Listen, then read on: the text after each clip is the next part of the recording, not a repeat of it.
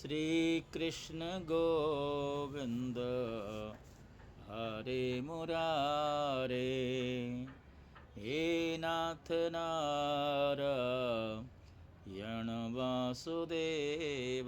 जय श्री कृष्ण भक्तों, श्रीमद् भागवत महापुराण की भाव यात्रा 12वें स्कंद के 12वें अध्याय तक आ पहुँची और इस अध्याय में श्रीमद् भागवत की संक्षिप्त विषय सूची दी गई। सूत जी कहते हैं, हे शौनक जी, अब मैं आपको श्रीमद् भागवत की विषयानुक्रमणिका संक्षिप्त में ही सही बताने जा रहा हूँ।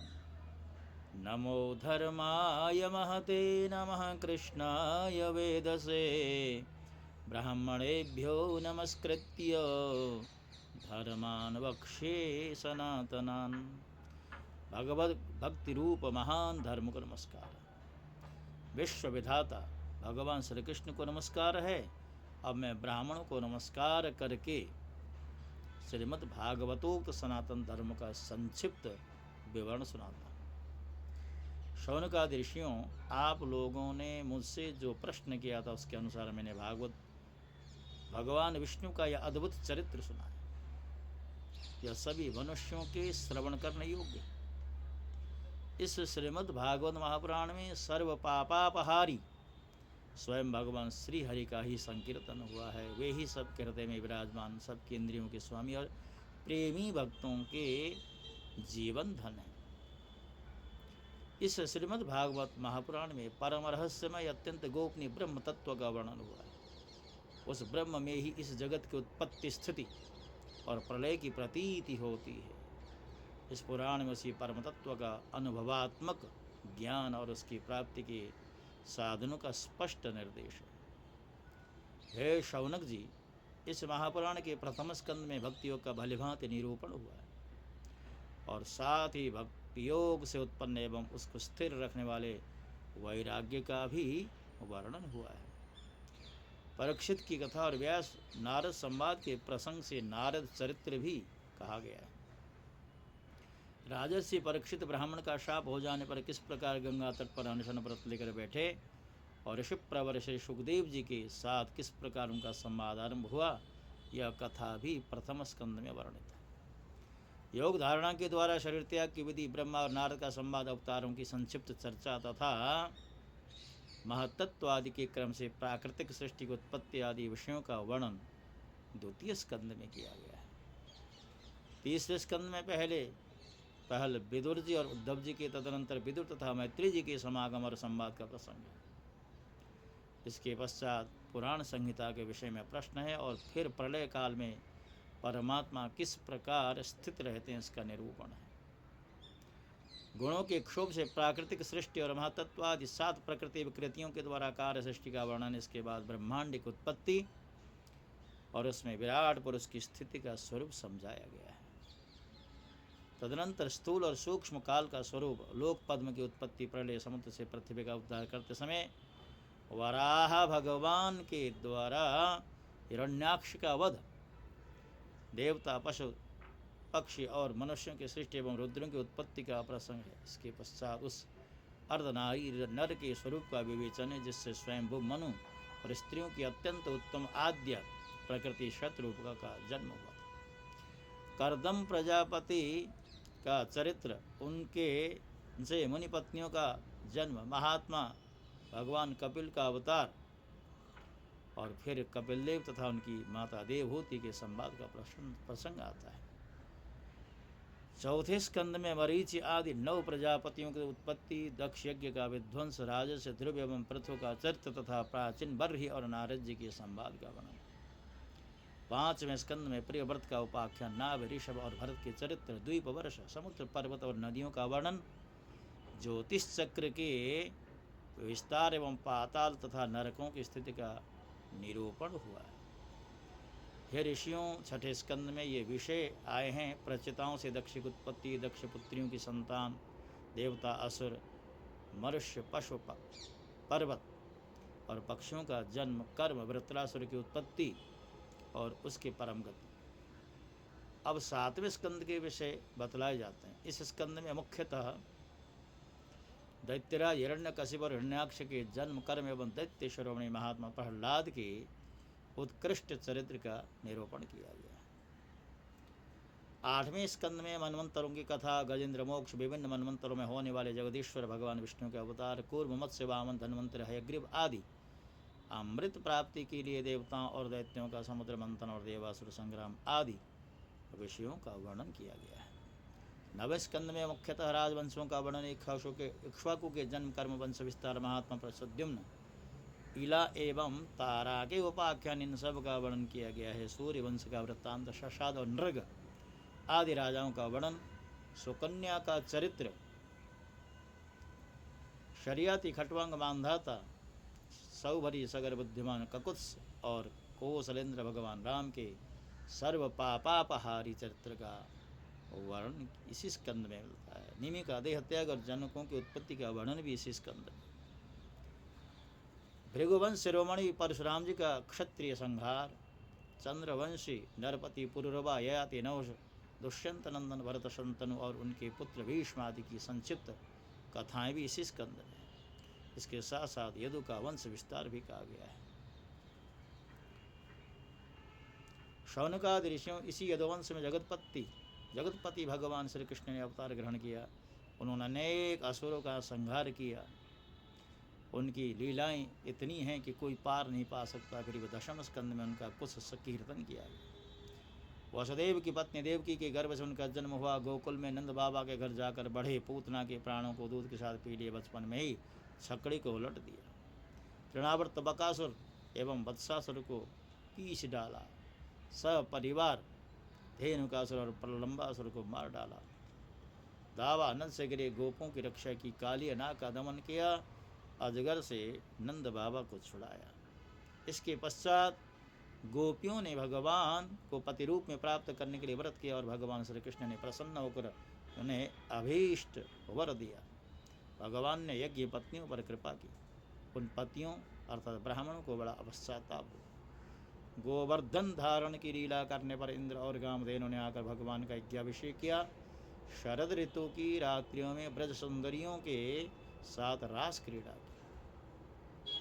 दुष्ट शंखचूड़, अरिष्ट और केशी के वध की लीला हुई। तदनंतर अक्रूर जी मथुरा से वृंदावन आए। उनके साथ भगवान श्री कृष्ण तथा बलराम जी मथुरा के लिए प्रस्थान करते। उस प्रसंग पर ब्रज सुंदरी ने जो विलाप किया था उसका वर्णन है। राम और श्याम ने मथुरा में जाकर वहाँ की सजावट देखी और कुबलिया पीड़, हाथी, मुष्टिक, चांड एवं कंस आदि का संहार किया। सांदीपनि गुरु के यहाँ विद्याध्ययन करके उनके अमृत पुत्र को लौटा लाए। शौनकादि ऋषियों, जिस समय भगवान श्री कृष्ण मथुरा में निवास कर रहे थे उस समय उन्होंने उद्धव और बलराम जी के साथ यदुवंशियों का सब प्रकार से प्रिय और हित किया। जरासंध कई बार बड़ी बड़ी सेनाएं लेकर आया और भगवान ने उनका उद्धार करके पृथ्वी का भार हल्का किया। कालयवन को मुचकुंद ने से भस्म करा दिया। द्वारकापुरी वसाकर रातों रात सबको वहाँ पहुँचा दिया। स्वर्ग से कल्प वृक्ष एवं सुधर्मा सभा ले आए। भगवान ने दल के दल शत्रुओं को युद्ध में पराजित करके रुक्मिणी का हरण किया। बाणासुर के साथ युद्ध के प्रसंग में महादेव जी पर ऐसा बाण छोड़ा कि वे जम्भय लेने लगे और इधर बाणासुर की भुजाएं काट डाली। प्राग ज्योतिषपुर के समय में भौमासुर को मारकर 16,000 कन्याएं ग्रहण की। शिशुपाल, पौंड्रुक, शालु, दुष्ट, दंतभक्त, संप्रासुर, द्विविध, पीठ, मुर, पंचजन आदि दैत्यों के बल पौरुष का वर्णन करके यह बात बतलाई गई है कि भगवान ने उन्हें कैसे कैसे मारा। भगवान ने के चक्र ने काशी को जला दिया और फिर उन्होंने भारतीय युद्ध में पांडवों को निमित्त बनाकर पृथ्वी का बहुत बड़ा भार हल्का किया। हे ऋषियों, 11वें स्कंद में इस बात का वर्णन हुआ है कि भगवान ने ब्राह्मणों के शाप के बहाने किस प्रकार यदुवंश का संहार किया। इस स्कंद में भगवान श्री कृष्ण और उद्धव का संवाद बड़ा ही अद्भुत है। उसमें संपूर्ण आत्मज्ञान और धर्म निर्णय का निरूपण हुआ है और अंत में यह बात बताई गई है कि भगवान श्री कृष्ण ने अपने आत्मयोग के प्रभाव से किस प्रकार मर्त्यलोक का परित्याग किया। 12वें स्कंद में विभिन्न योगों के लक्षण और में रहने वाले लोगों के व्यवहार का वर्णन किया गया तथा यह भी बतलाया गया कि कलयुग में मनुष्य की गति विपरीत होती है। 4 प्रकार के प्रलय और 3 प्रकार की उत्पत्ति का वर्णन भी इसी स्कंद में किया गया। इसके पश्चात परम ज्ञानी राजर्षि परीक्षित के शरीर त्याग की बात कही गई है। तदनंतर वेदों की शाखा विभाजन का प्रसंग आया है। मार्कंडेय जी की सुंदर कथा, भगवान के अंग उपांग का स्वरूप कथन और सबके अंत में विश्वात्मा भगवान सूर्य के गणों का वर्णन। शौनकादि ऋषियों, आप लोगों ने इस सत्संग के अवसर पर मुझसे जो कुछ पूछा था उसका वर्णन मैंने कर दिया, इसमें संदेह नहीं। इस अवसर पर मैंने हर तरह से भगवान के लीला और उनके अवतार चरित्रों का ही कीर्तन किया। जो मनुष्य गिरते पड़ते फिसलते दुख भोगते अथवा छींकते समय विवशता से भी ऊंचे स्वर से बोल उठता है हरे नमः, तो वह सब पापों से मुक्त हो जाता है। जिस वाणी के द्वारा घट घटवासी अविनाशी भगवान के नाम लीला गुण आदि का उच्चारण नहीं होता, वह वाणी भावपूर्ण होने पर भी निरर्थक है, सारहीन है, सुंदर होने पर असुंदर है और उत्तमोत्तम विषयों का प्रतिपादन करने वाली होने पर भी असत कथा। जिस वचन के द्वारा भगवान के परम पवित्र यश का गान होता है, वही परम रमणीय रुचिकर एवं प्रत्यक्ष नया नया जान पड़ता है। उससे अनंत काल तक मन को परमानंद की अनुभूति होती रहती है। जिस वाणी से चाहे वह रस भाव अलंकार आदि से युक्त ही क्यों न हो, जगत को पवित्र करने वाले भगवान श्री कृष्ण के यश का कभी गान नहीं होता। वह तो कौओं के लिए उच्छिष्ट फेंकने के स्थान के समान अत्यंत अपवित्र है। मान सरोवर निवासी हंस अथवा ब्रह्मधाम में विहार करने वाले भगवत चरणारविंदाश्रित परमहंस भक्त उसका कभी सेवन नहीं करते। साधुजन तो वहीं निवास करते हैं जहाँ भगवान रहते हैं। इसके विपरीत जिसमें सुंदर रचना भी नहीं है और जो व्याकरण आदि की सृष्टि से दूषित शब्दों से युक्त भी है, परंतु जिसके प्रत्येक श्लोक में भगवान के सुयश सूचक नाम जड़े हुए हैं, वह वाणी लोगों के सारे पापों का नाश कर देते, क्योंकि सत्पुरुष ऐसी ही वाणी का श्रवण गान एवं कीर्तन किया करते हैं। वह निर्मल ज्ञान भी जो मोक्ष की प्राप्ति का साक्षात साधन यदि भगवान की भक्ति से रहित हो तो उसकी उतनी शोभा नहीं होती। जो कर्म भगवान का अर्पण नहीं किया जाता, वह चाहे कितना ही ऊंचा क्यों न हो, सर्वदा अमंगल रूप ही होता है। भगवान श्री कृष्ण के चरण कमलों की अविचल स्मृति सारे पाप ताप और अमंगलों को नष्ट कर देती है और परम शांति का विस्तार करती है। उसी के द्वारा अंतःकरण शुद्ध हो जाता है, भगवान की भक्ति प्राप्त होती है एवं परम वैराग्य से युक्त भगवान के स्वरूप का ज्ञान तथा अनुभव प्राप्त होता है। हे ऋषियों, आप लोग बड़े भाग्यवान हैं, धन्य हैं, धन्य हैं, क्योंकि आप लोग बड़े प्रेम से निरंतर अपने हृदय में सर्वांतर्यामी सर्वात्मा सर्वशक्तिमान आदिदेव सबके आराध्य देव हम स्वयं दूसरे आराध्य देव से रहित नारायण भगवान को स्थापित करके भजन करते हैं। हे ऋषियों, भगवान वासुदेव की एक एक लीला सर्वदा श्रवण कीर्तन करने योग्य। मैंने इस प्रसंग में उन्हीं की महिमा का वर्णन किया है जो सारे अशुभ संस्कारों को धो और बहाती है।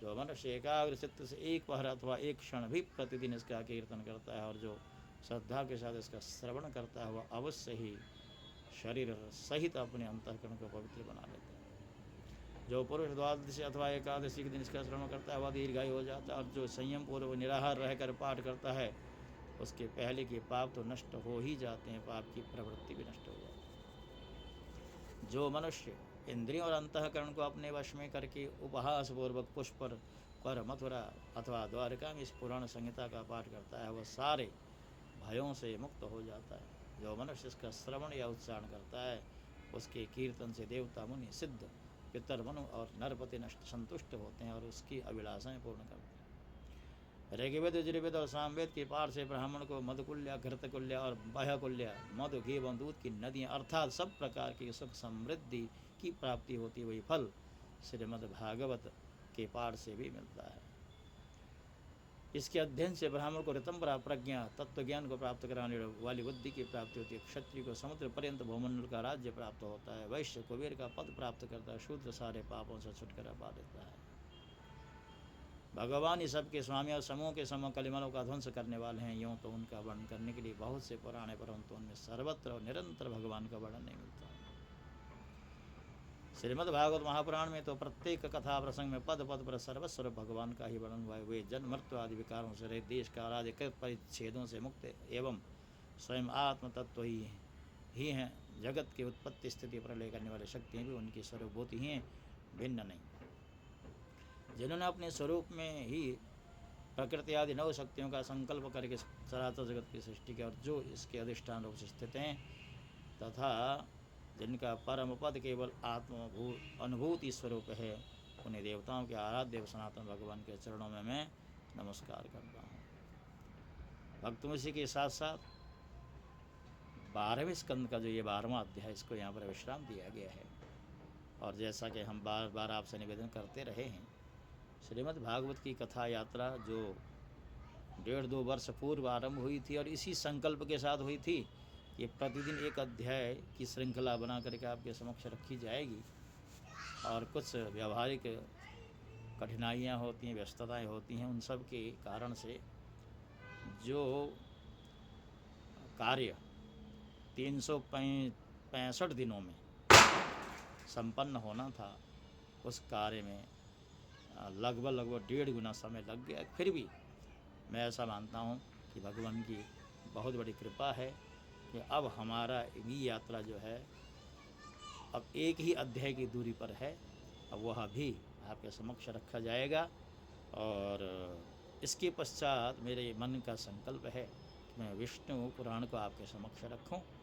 तो परसों से ही विष्णु पुराण आरंभ कर दिया जाएगा। तब तक के लिए मैं आपसे विदा होता हूं। और जिन्होंने मेरे चैनल को सब्सक्राइब किया है वो बहुत ही धन्यवादी हैं, और जिन्होंने नहीं किया है वो कर दें तो बड़ी कृपा होगी। इन्हीं शब्दों के साथ ओम नमो भगवते वासुदेवाय। जय श्री कृष्ण।